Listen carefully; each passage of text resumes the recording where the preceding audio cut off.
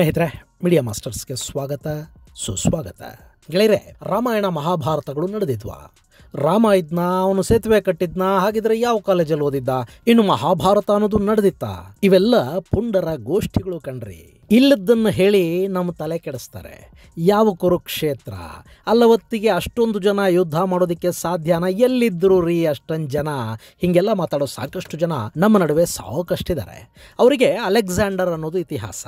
ಅವನು ಸರ್ಪಕ್ಕೂ ರಾಣಿಗೂ ಹುಟ್ಟಿದ್ದ ಅಂದರೆ ಓಕೆ, ಅದಕ್ಕೆ ಪುರಾವೆಗಳು ಬೇಕಾಗಿಲ್ಲ, ಅದು ಅತಿಶಯ ಅಂತ ಅನ್ಸೋದಿಲ್ಲ. ಆದರೆ ಮಹಾಭಾರತಕ್ಕೆ, ರಾಮಾಯಣಕ್ಕೆ ಪುರಾವೆಗಳು ಬೇಕು. ಯಾಕೆಂದರೆ ಅವು ಗ್ರೀಸಲ್ಲೋ ಪಶ್ಚಿಮದ ದೇಶಗಳಲ್ಲೋ ನಡೆದಿಲ್ಲ, ಭಾರತದ ಇತಿಹಾಸ ಅದು.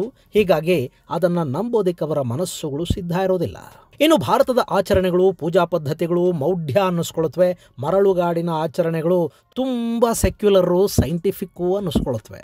ಬದಲಾಗಬೇಕಿರೋದು ಮನಸ್ಥಿತಿನ, ಆಲೋಚನಾ ರೀತಿನ ಗೊತ್ತಿಲ್ಲ. ಆದರೆ ಒಂದಂತೂ ನಿಜ, ಭಾರತೀಯ ಪರಂಪರೆ ಹಾಗೂ ಆಚರಣೆಗಳಿವೆ ನೋಡಿ, ಇವು ನೆನ್ನೆ ಮೊನ್ನೆ ಅಕಸ್ಮಾತ್ತಾಗಿ ಯಾರೋ ದೇವಮಾನವನಿಂದ ಹುಟ್ಟಿಕೊಂಡ, ಪುಸ್ತಕಗಳಲ್ಲಿ ಬರೆಯಲ್ಪಟ್ಟ ಕಾರಣಕ್ಕೆ ಶುರುವಾದ ಆಚರಣೆಗಳಲ್ಲ.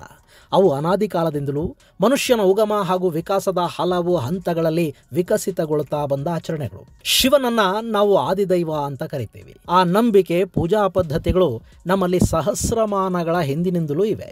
ನಮ್ಮಲ್ಲಿ ಶಕ್ತಿ ದೇವತೆಗಳನ್ನು ಆರಾಧಿಸಲಾಗ್ತಾ ಇತ್ತು ಅನ್ನೋದಕ್ಕೆ ಸಾಕಷ್ಟು ಪುರಾವೆಗಳು ಸಿಕ್ಕಿವೆ, ಈಗಲೂ ಸಿಗ್ತಾ ಇವೆ. ಈಗ ಕೂಡ ಅಂಥದ್ದೇ ಮತ್ತೊಂದು ಪುರಾವೆ ಸಿಕ್ಕಿದೆ. ಅದು ಭಾರತದ ಇತಿಹಾಸದ ಕಾಲಕ್ರಮಣಿಕೆಯನ್ನು ವಿವರಿಸ್ತಾ ಇದೆ. ಅದರಲ್ಲಿ ಮಹಾಭಾರತದ ಕಾಲದ ಅವಶೇಷಗಳಿವೆ, ಮೌರ್ಯರ ಕಾಲದ ದೇವತೆಗಳ ಶಿಲ್ಪಗಳು ಸಿಕ್ಕಿವೆ, ಶೃಂಗವಂಶ ಹಾಗೂ ಗುಪ್ತರ ಆಳ್ವಿಕೆಯ ಬಗ್ಗೆ ಸ್ಪಷ್ಟತೆ ಸಿಗ್ತಾ ಇದೆ. ಹಾಗಾದ್ರೆ ಯಾವುದದು ಉತ್ಖನನ? ಅಲ್ಲಿ ಸಿಕ್ಕಿರೋದೇನು? ಆ ಜಾಗದಲ್ಲಿ ಹರಿತಿದ್ದ ಆ ಮಹಾನದಿ ಯಾವುದು ಅನ್ನೋದ್ರ ಬಗ್ಗೆ ಒಂದಷ್ಟು ಮಾಹಿತಿಯನ್ನ ನಾವಿಲ್ಲಿ ನೋಡೋಣ. ಗೆಳೆಯರೆ, ಅದು 2025 ಮೇ ತಿಂಗಳು ರಾಜಸ್ಥಾನದಲ್ಲಿನ ಡೀಗ್ ಜಿಲ್ಲೆಯಲ್ಲಿ ಭಾರತದ ಪುರಾತತ್ವ ಇಲಾಖೆ ಅದ್ಭುತವೊಂದನ್ನು ಪತ್ತೆ ಮಾಡಿತ್ತು. ಡೀಗ್ ನಗರದಿಂದ ಸುಮಾರು 3 ಕಿಲೋಮೀಟರ್ಗಳ ದೂರದಲ್ಲಿ ನಡೀತಿದ್ದ ಉತ್ಖನನ 23 ಮೀಟರ್ನಷ್ಟು ಆಳಕ್ಕೆ ಹೋಗಿತ್ತು. ಹಾಗೆ ನೋಡಿದ್ರೆ ಅಲ್ಲಿ 2024ರಿಂದಲೂ ಕೂಡ ಉತ್ಖನನಗಳು ನಡೀತಾ ಇದ್ವು. ಆಗ ಅಲ್ಲೊಂದು ನಾಗರಿಕತೆಯ ಕುರುಹು ಸಿಕ್ತು. ಆ ಪ್ರದೇಶದಲ್ಲಿ ಇನ್ನೇನೋ ಸಿಗಬಹುದು ಅಂದ್ಕೊಂಡು ಸಂಶೋಧಕರು ಇನ್ನಷ್ಟು ಮತ್ತಷ್ಟು ಅಗೀತಾ ಹೋದರು. ಅವರ ನಂಬಿಕೆಗಳಲ್ಲಿ ಸುಳ್ಳಾಗಲಿಲ್ಲ. ಸಂಶೋಧಕರು ಅಂದುಕೊಂಡಿದ್ದಕ್ಕಿಂತಲೂ ದೊಡ್ಡ ಭಂಡಾರ ಅಲ್ಲಿ ಸಿಕ್ತು. ಹಾಗಂತ ಅಲ್ಲೇನೋ ಕೊಪ್ಪರಿಗೆ ಬಂಗಾರ ಸಿಕ್ಕಿರಲಿಲ್ಲ. ಆದರೆ ಅದಕ್ಕೂ ಹೆಚ್ಚು ಬೆಲೆ ಬಾಳುವ ಭಾರತದ ನೆಲದ ನಾಗರಿಕತೆಯ ಬಗ್ಗೆ ಬೆಳಕು ಚೆಲ್ಲುವ ಗುರುತುಗಳಲ್ಲಿ ಪತ್ತೆಯಾದವು. ಆ ಜಾಗದಲ್ಲಿ ಒಟ್ಟು 4 ಹಂತಗಳಲ್ಲಿ ಬೇರೆ ಬೇರೆ ವಸ್ತುಗಳು ಸಿಕ್ಕಿದ್ವು. ಅವು ಬೇರೆ ಬೇರೆ ಕಾಲಘಟ್ಟಗಳಿಗೆ ಸೇರಿದ ವಸ್ತುಗಳು ಅನ್ನೋದು ಸ್ಪಷ್ಟ ಆಯಿತು. ಹೀಗಾಗಿ ಅಲ್ಲಿ ಸಿಕ್ಕ ಒಂದಷ್ಟು ವಸ್ತುಗಳನ್ನು ಅಧ್ಯಯನ ಮಾಡುವ ಮೂಲಕ, ಅವುಗಳನ್ನು ಕಾರ್ಬನ್ ಡೇಟಿಂಗ್ಗೆ ಒಳಪಡಿಸುವ ಮೂಲಕ ಆ ಜಾಗದಲ್ಲಿ 4 ಕಾಲಘಟ್ಟಗಳನ್ನು ಗುರುತಿಸಲಾಯಿತು. ಮೊದಲ ಹಂತದಲ್ಲಿ ಸಿಕ್ಕಿದ್ದು ಗುಪ್ತ ವಂಶದ ಆಳ್ವಿಕೆಯ ಕಾಲದ ವಸ್ತುಗಳು. ಆ ಬಳಿಕದ ಲೇಯರ್ ಅಲ್ಲಿ ಶೃಂಗವಂಶದ ಆಳ್ವಿಕೆಯ ಕಾಲದ ವಸ್ತುಗಳು ಪತ್ತೆಯಾದವು. ಅದಕ್ಕಿಂತ ಕೆಳಗಿನ ಲೇಯರ್ ಅಲ್ಲಿ ಪತ್ತೆಯಾದ ವಸ್ತುಗಳನ್ನ ಮೌರ್ಯರ ಕಾಲದ ವಸ್ತುಗಳು ಅಂತ ಗುರುತಿಸಲಾಯಿತು. ಈ ಸಂಶೋಧನೆ ಅಲ್ಲಿಗೆ ನಿಲ್ಲಿಲ್ಲ. ಬದಲಾಗಿ ಸಂಶೋಧಕರು ಮತ್ತಷ್ಟು ಆಳಕ್ಕೆ ಹೋಗೋ ನಿರ್ಧಾರವನ್ನು ಕೈಗೊಂಡ್ರು. ಹೀಗೆ ಆಳಕ್ಕೆ ಹೋದಾಗ ಅಲ್ಲಿ ಮತ್ತಷ್ಟು ವಸ್ತುಗಳು ಸಿಕ್ಕಿದ್ವು. ಅವು ಮೌರ್ಯರ ಕಾಲಕ್ಕೂ ಹಿಂದಿನವು ಅನ್ನೋದು ಗೊತ್ತಾಯಿತು. ಅದನ್ನ ಶಕಪೂರ್ವ 3500 ವರ್ಷಗಳಷ್ಟು ಹಿಂದಿನ ಅವಶೇಷ ಅನ್ನೋದನ್ನ ಪತ್ತೆ ಮಾಡಲಾಯಿತು. ಅಲ್ಲಿಗೆ ಭಾರತದ ಇತಿಹಾಸದ ಕಾಲಘಟ್ಟಗಳನ್ನು ಗುರುತಿಸುವ ಕ್ರಮ ಇದೆಯಲ್ಲ, ಅದಕ್ಕೊಂದು ದೊಡ್ಡ ಶಕ್ತಿ ಸಿಕ್ಕಂತಾಯಿತು. ಯಾಕೆಂದರೆ ಅಲ್ಲಿ ಸಿಕ್ಕ ಒಂದೊಂದು ವಸ್ತು ಕೂಡ ಒಂದೊಂದು ಕಥೆಯನ್ನು ಹೇಳ್ತಾ ಇದ್ವು, ಒಂದೊಂದು ಕಾಲಮಾನವನ್ನು ಗುರುತಿಸ್ತಾ ಇದ್ವು. ಅಂದಹಾಗೆ ಅವೆಲ್ಲವೂ ಸಿಕ್ಕ ಜಾಗದ ಹೆಸರು ಬಹಜ್ ಅನ್ನೋ ಗ್ರಾಮ. ಗೆಳೆಯರೆ, ಅಲ್ಲಿ ಏನು ಸಿಕ್ಕಿರಬಹುದು ಅನ್ನೋ ಕುತೂಹಲ ನಿಮಗೂ ಇದೆ ಅಲ್ವೇ?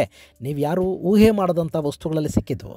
ಇಲ್ಲಿವರೆಗೆ ಭಾರತದಲ್ಲಿ ಎಲ್ಲೂ ಸಿಗದ ಮೂಳೆಯಿಂದ ತಯಾರಿಸಲಾದ ಆಯುಧಗಳಲ್ಲಿ ಸಿಕ್ಕಿದ್ವು. ಹಾಗೆಯೇ ಮೂಳೆಯಿಂದ ಮಾಡಲಾದ ಬಾಚಣಿಗೆಯಂಥ ವಸ್ತುಗಳು ಕೂಡ ಅಲ್ಲಿ ಸಿಕ್ಕಿದ್ದನ್ನು ನೋಡಿದರೆ ಅವತ್ತಿಗಾಗಲೇ ಭಾರತದ ಜನ ಆಧುನಿಕತೆಯನ್ನು ಎಷ್ಟು ಮೈಗೂಡಿಸ್ಕೊಂಡಿದ್ರು ಅನ್ನೋದು ಸ್ಪಷ್ಟ ಆಗುತ್ತೆ.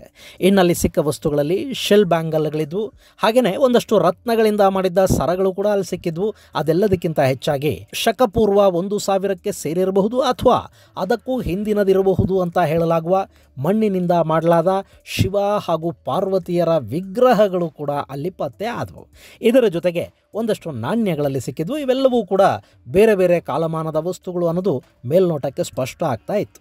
ಗೆಳೆಯರೆ, ಶಿವ ಹಾಗೂ ಶಕ್ತಿಯ ವಿಗ್ರಹ ಸಿಗೋದು ಹೆಚ್ಚಲ್ಲ, ಆದರೆ ಅವು ಸಿಕ್ಕ ಜಾಗದಲ್ಲಿ 15 ಬಲಿಗುಂಡಿಗಳು ಕೂಡ ಇವೆ ಅಂತ ಹೇಳ್ತಾ ಇದ್ದಾರೆ. ಇದು ಆ ಕಾಲವನ್ನ ಶಕ್ತಿಯ ಆರಾಧನೆ ನಡೀತಿದ್ದ ಕಾಲ ಅಂತ ಗುರುತಿಸೋದಕ್ಕೆ ಸಹಾಯ ಆಗ್ತಾ ಇದೆ ಅಂತ ಸಂಶೋಧಕರು ಹೇಳ್ತಾ ಇದ್ದಾರೆ. ನಮ್ಮಲ್ಲಿ ಆರಾಧನೆಗಳಲ್ಲಿ ಕೂಡ ಸಾಕಷ್ಟು ವೈವಿಧ್ಯಮಯ ಹಾಗೂ ವಿಶಿಷ್ಟ ಪದ್ಧತಿಗಳು ನಾನಾ ಕಡೆಗಳಲ್ಲಿ ಆಚರಣೆಯಲ್ಲಿದ್ವು. ದಕ್ಷಿಣಕ್ಕೆ ನೀವು ಬರೋದಾದ್ರೆ ನಮ್ಮಲ್ಲಿ ಕಾಲಮುಖ ಕಾಪಾಲಿಕ ಪಂಥಗಳಿದ್ವು.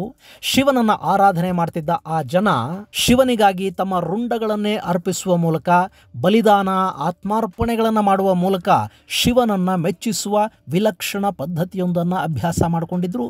ಅದಕ್ಕೆ ಸಂಬಂಧಪಟ್ಟ ಸಾಕಷ್ಟು ಸಾಕ್ಷ್ಯಾಧಾರಗಳು ಉತ್ಖನನಗಳಲ್ಲಿ ನಮಗೆ ನಮ್ಮ ರಾಜ್ಯದಲ್ಲೂ ಸಿಕ್ಕಿವೆ. ಹಾಗೆ ನೀವು ಉತ್ತರಕ್ಕೆ ಹೋದ ಹಾಗೆ ಅಲ್ಲಿ ಶಕ್ತಿಯ ಆರಾಧನೆಯಲ್ಲಿ ಹಲವಾರು ವಿಚಿತ್ರ ಪದ್ಧತಿಗಳಿದ್ವು. ಅಲ್ಲಿ ಕೂಡ ಪ್ರಾಣಿ ಬಲಿ ಇತ್ತು. ಹಾಗೆ ತಮ್ಮನ್ನ ತಾವೇ ಬಲಿ ಕೊಟ್ಟುಕೊಳ್ಳುವ ಆತ್ಮಾರ್ಪಣೆಯ ವಿಧಾನಗಳು ಕೂಡ ಅಲ್ಲಿ ಸಾಕಷ್ಟಿದ್ವು. ಗೆಳೆಯರೆ, ಈ ಆತ್ಮಾರ್ಪಣೆಯ ಪದ್ಧತಿ ಇದೆಯಲ್ಲ, ಇದನ್ನ ಹುಡುಕೊಂಡು ನಾವು ಶಕಪೂರ್ವಕ್ಕೆ ಹೋಗಬೇಕಾದ ಅಗತ್ಯ ಏನಿಲ್ಲ. ನಿಮಗೆ ಪ್ರಯಾಗ್ರಾಜ್ ಗೊತ್ತಿದೆ ಅಲ್ವಾ? ಅದೇ ಮೊನ್ನೆ ಕುಂಭಮೇಳ ನಡೆದ ಪ್ರಯಾಗ್ರಾಜ್. ಅಲ್ಲಿ ಅಕ್ಬರ ಕಟ್ಟಿಸಿದ ಕೋಟೆ ಒಂದಿದೆ. ಆ ಕೋಟೆಯ ಒಳಗೊಂದು ಬಾವಿ ಇದೆ. ಆ ಬಾವಿ ಅವತ್ತಿನ ಜನ ತಮ್ಮನ್ನ ತಾವು ದೈವಕ್ಕೆ ಅರ್ಪಿಸಿಕೊಳ್ಳೋದಕ್ಕೆ, ಅಂದ್ರೆ ಆತ್ಮಾರ್ಪಣೆಯನ್ನ ಮಾಡಿಕೊಳ್ಳೋದಕ್ಕೆ, ಆತ್ಮ ಬಲಿದಾನಕ್ಕಾಗಿ ಬಳಕೆ ಮಾಡ್ತಾ ಇದ್ದ ಬಾವಿ ಅಂತ ಹೇಳ್ತಾರೆ. ಆ ಬಾವಿಯಲ್ಲಿ ಬಿದ್ದು ಆತ್ಮಾರ್ಪಣೆಯನ್ನ ಮಾಡಿಕೊಂಡ್ರೆ ಸ್ವರ್ಗ ಪ್ರಾಪ್ತಿಯಾಗತ್ತೆ ಅಂತ ಅವತ್ತಿನ ಜನ ನಂಬುತ್ತಾ ಇದ್ರಂತೆ. ಅಂಥದ್ದೊಂದು ಆಚರಣೆ ಇಲ್ಲಿಗೆ ಮೊಘಲರು ಬಂದ ಕಾಲದಲ್ಲಿ ಕೂಡ ಇತ್ತು. ಅದು ಈಗೇನೋ ನಿಂತು ಹೋಗಿದೆ ಅಂತಲ್ಲ.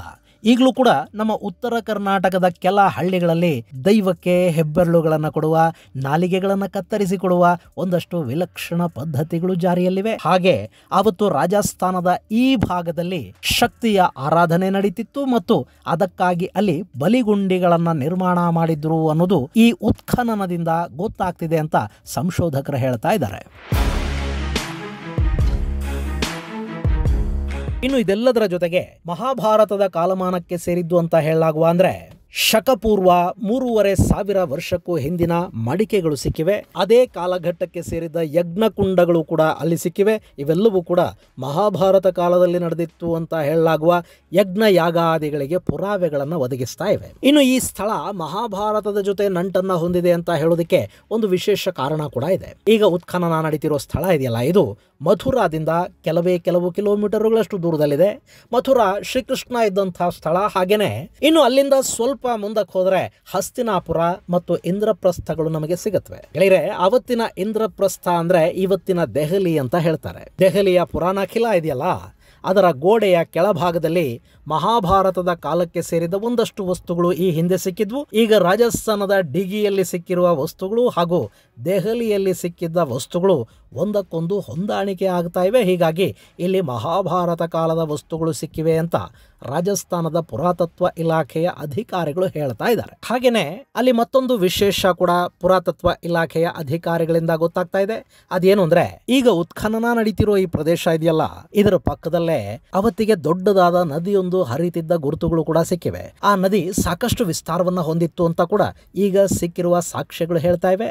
ಇಲ್ಲಿ ನದಿ ಹರಿವಿನ ಆಳವನ್ನು ನೋಡ್ತಾ ಇದ್ರೆ ಅದು ಸರಸ್ವತಿ ನದಿ ಅಥವಾ ಅದರ ಉಪನದಿಯಾಗಿರಬಹುದು ಅನ್ನುವ ಅನುಮಾನಗಳು ಕೂಡ ವ್ಯಕ್ತ ಆಗ್ತಾ ಇವೆ. ಈ ಎಲ್ಲ ಕಾರಣಗಳಿಂದ ಬಹಜ್ ಅನ್ನೋ ಪ್ರದೇಶ ಭಾರತದ ಇತಿಹಾಸಕ್ಕೆ ಸಂಬಂಧಪಟ್ಟ ಹಾಗೆ ಅತ್ಯಂತ ಪ್ರಮುಖ ಪುರಾತತ್ವ ಪ್ರದೇಶ ಅಂತ ಗುರುತಿಸ್ಕೊಳ್ತಾ ಇದೆ. ಇನ್ನು ಈಗ ಇಲ್ಲಿ ನಡೀತಿರೋ ಸಂಶೋಧನೆ ಸುಮಾರು 23 ಮೀಟರ್ಗಳಷ್ಟು ಆಳವನ್ನು ತಲುಪಿದೆ. ಹೀಗಾಗಿ ಇದು ಭಾರತದ ಅತಿ ಆಳದ ಉತ್ಖನನ ಪ್ರದೇಶ ಅನ್ನೋ ಹೆಗ್ಗಳಿಕೆಗೆ ಕೂಡ ಪಾತ್ರ ಆಗ್ತಾ ಇದೆ. ಹೀಗೆ ಬಹಜ್ ಅಲ್ಲಿ ನಡೀತಿರೋ ಉತ್ಖನನ ಪುರಾತನ ಭಾರತದ ಸಂಸ್ಕೃತಿಯನ್ನ ಹೊರಹಾಕ್ತಾ ಇದೆ.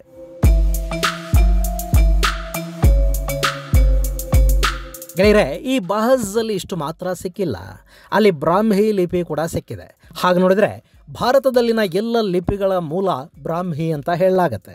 ಹಾಗೆಯೇ ಎಲ್ಲ ದ್ರಾವಿಡ ಭಾಷೆಗಳ ಲಿಪಿಗಳೇನಿವೆ ಅವು ಕೂಡ ಬ್ರಾಹ್ಮಿ ಮೂಲದವು ಅನ್ನೋ ಬಗ್ಗೆ ಸಂಶೋಧನೆಗಳು ನಡೀತಾ ಇವೆ. ನಮ್ಮ ಕನ್ನಡ ಲಿಪಿ ಕೂಡ ಬ್ರಾಹ್ಮಿಯಿಂದಲೇ ರೂಪ ತಳೆದಿದೆ ಅನ್ನೋ ಮಾತುಗಳೂ ಇವೆ.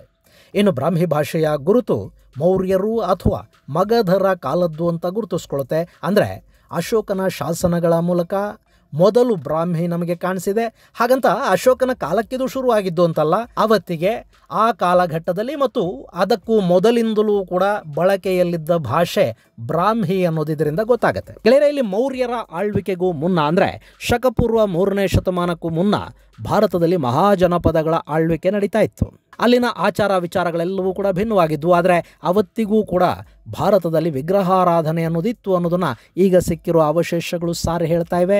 ಅದರಲ್ಲೂ ಶಿವ ಮತ್ತು ಶಕ್ತಿ ಅನ್ನೋದು ಈ ನೆಲದ ಮೂಲ ಅನ್ನೋದು ಇದರಿಂದ ಪದೇ ಪದೇ ಸಾಬೀತಾಗ್ತಾ ಇದೆ. ಇನ್ನಿಲ್ಲಿ ಶಕಪೂರ್ವ 3,500 ವರ್ಷಗಳ ಹಿಂದೆ ಅಂದ್ರೆ ಇವತ್ತಿಗೆ 5,500 ವರ್ಷಗಳ ಹಿಂದಿನ ಒಂದಷ್ಟು ಅವಶೇಷಗಳಲ್ಲಿ ಸಿಕ್ಕಿವೆ. ನಮ್ಮಲ್ಲಿ 3,500 ವರ್ಷಗಳ ಹಿಂದೆ ಯುಧಿಷ್ಠಿರ ಶಕೆ ಇತ್ತು ಅನ್ನೋ ನಂಬಿಕೆ ಇದೆ. ಶಕಪೂರ್ವ 3001ರಲ್ಲಿ ಕಲಿಯುಗ ಆರಂಭ ಆಯಿತು.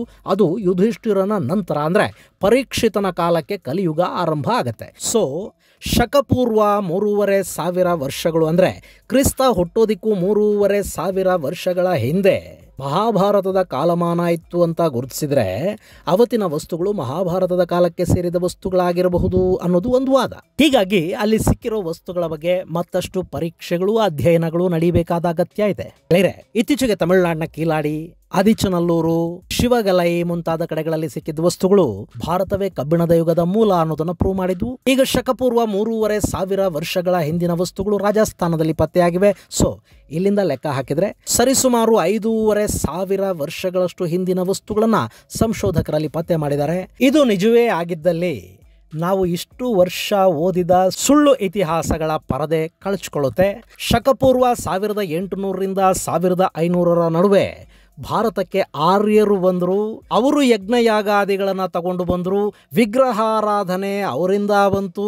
ಬಲಿಪೀಠಗಳ ಕಲ್ಪನೆ ಅವರದ್ದು ಅಂತೆಲ್ಲ ನಮಗೆ ಇಷ್ಟು ದಿನ ಹೇಳ್ತಾ ಬಂದ್ರಲ್ಲ ಸೋ ಕಾಲ್ಡ್ ಇತಿಹಾಸಜ್ಞರು, ಅವರು ಹೇಳಿದ ಸಾಕಷ್ಟು ಮಾಹಿತಿಗಳಲ್ಲಿ ಸುಳ್ಳಿತ್ತು ಅನ್ನೋದು ಇದರಿಂದ ಗೊತ್ತಾಗುತ್ತೆ. ಯಾಕೆಂದ್ರೆ 5,000 ವರ್ಷಗಳ ಹಿಂದಿನ ಅವಶೇಷಗಳಲ್ಲಿ ಯಜ್ಞಯಾಗಾದಿಗಳಲ್ಲಿ ಬಳಕೆಯಾದ ವಸ್ತುಗಳು, ವಿಗ್ರಹಾರಾಧನೆಗೆ ಸಂಬಂಧಪಟ್ಟ ಶಿವಶಕ್ತಿಯರ ವಿಗ್ರಹಗಳು, ಯಜ್ಞಕುಂಡಗಳು, ಬಲಿಪೀಠಗಳು, ಬಲಿಗುಂಡಿಗಳು ಅಲ್ಲಿ ಸಿಕ್ಕಿವೆ. ಇವೆಲ್ಲ ಭಾರತದ ಇತಿಹಾಸವನ್ನ ಸತ್ಯದ ಹಾದಿಗೆ ಮತ್ತು ಅದರ ಕಾಲಮಾನವನ್ನ ಮತ್ತಷ್ಟು ಹಿಂದಕ್ಕೆ ತೆಗೆದುಕೊಂಡು ಹೋಗುತ್ತವೆ ಅನ್ನೋದ್ರಲ್ಲಿ ಖಂಡಿತ ಎರಡು ಮಾತಿಲ್ಲ. ಈ ಬಗ್ಗೆ ಮತ್ತಷ್ಟು ಸಂಶೋಧನೆಗಳು ನಡೀಬೇಕಾದ ಅಗತ್ಯ ಇದೆ. ಪುರಾತತ್ವ ಇಲಾಖೆ ಆ ಕೆಲಸವನ್ನ ಮಾಡಲಿ ಮತ್ತು ಆ ಸಂಶೋಧನೆಗಳಲ್ಲಿ ಗೊತ್ತಾಗುವ ಅಂಶವನ್ನ ಹೊರಗಿಡುವ ಕೆಲಸವನ್ನ ಕೂಡ ಅವರು ನಿರ್ವಂಚನೆಯಿಂದ ಮಾಡಲಿ ಅಂತ ಆಶಿಸ್ತಾ ಈ ಮಾಹಿತಿಯನ್ನು ಮುಗಿಸ್ತೀನಿ. ಮುಂದಿನ ಸಂಚಿಕೆಯಲ್ಲಿ ಮತ್ತಷ್ಟು ವಿಶೇಷಗಳ ಜೊತೆ ಮತ್ತೆ ಭೇಟಿಯಾಗೋಣ. ಅಲ್ಲಿವರೆಗೆ ಜೈ ಹಿಂದ್, ಜೈ ಕರ್ನಾಟಕ.